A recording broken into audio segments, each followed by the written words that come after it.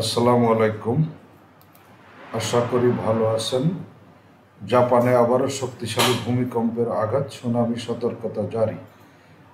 দক্ষিণ জাপানের কিউশু অঞ্চলে রিক্টিয়ার স্কেলে 6.9 মাত্রার শক্তিশালী ভূমিকম্প আঘাত এনেছে। সোমবার এই ভূমিকম্পের পরপরই ওই অঞ্চলে সুনামি সতর্কতা জারি করা হয়েছে।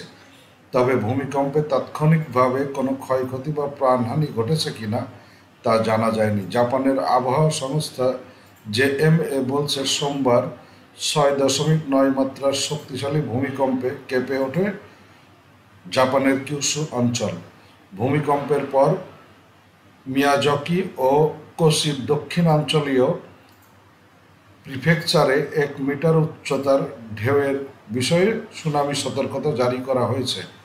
জাপানের রাষ্ট্রায়ত্ত সম্প্রচার মাধ্যম এনএইচকে প্রতিবেদনে বলা হয়েছে, মিয়াজাকি শহরে ইতিমধ্যে 20 সেন্টিমিটার উচ্চতার ঢেউয়ের রেকর্ড করা হয়েছে।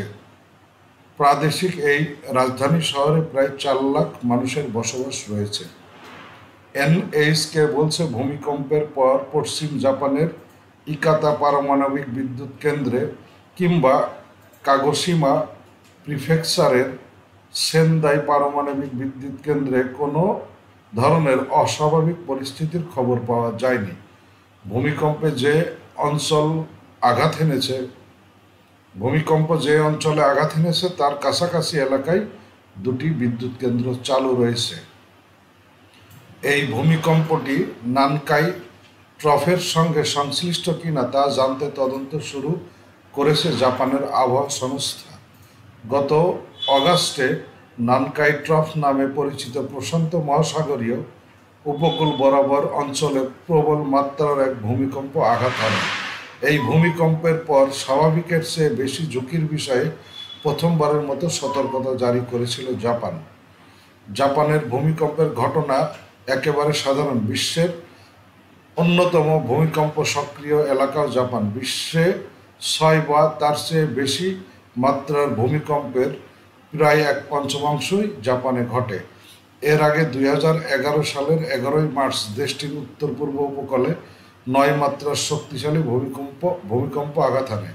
জাপানের ইতিহাসে সবচেয়ে শক্তিশালী ভূমিকম্প ছিল সেটি। ওই সময় ভূমিকম্পের পর দেশটিতে বড় ধরনের সুনামি আঘাত হানে। তো আসলে জাপান যে বিশ্বের মধ্যে সবথেকে ভূমিকম্প প্রবণ দেশ সেটা আমরা সবাই জানি, এবং 2011 সালে কিন্তু এই জাপানে কিন্তু 9 মাত্রার একটা ভূমিকম্প আঘাত আনে, এবং যার ফলে কিন্তু সুনামি হয়, এবং সেই সুনামি যেটা ভারত মহাসাগর পর্যন্ত